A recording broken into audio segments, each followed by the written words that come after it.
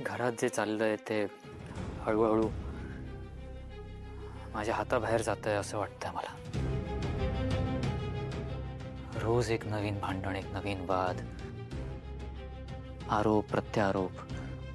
आपण भांडतोय तू आणि मी, आणि प्रत्येकाला वाटतं की त्याचीच बाजू खरी आहे।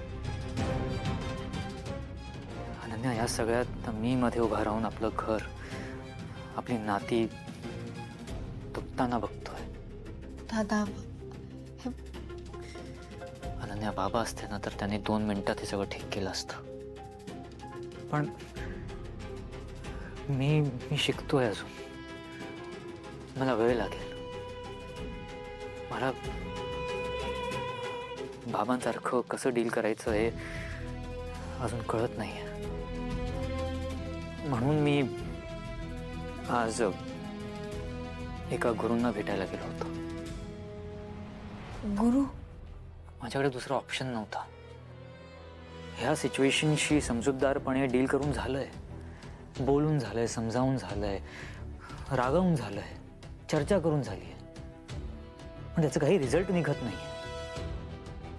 सो नाईलाजाने मला जावं लागलं। हा जरा वेळ वाटेल, पण त्यांनी मला लिंबू दिली आहेत। आईने जर ही लिंब पायाखाली चिरडली आणि जर तिचा पाय काळा झाला तर मीरा आणि तिचे बाबा जे म्हणतायत ते खरं असेल। अरे दादा, आणि आणि ऐक, आणि जर असं नाही झालं तर आई जे म्हणते ते खरं असेल। सिरियसली तू या सगळ्यावर विश्वास ठेवतोस?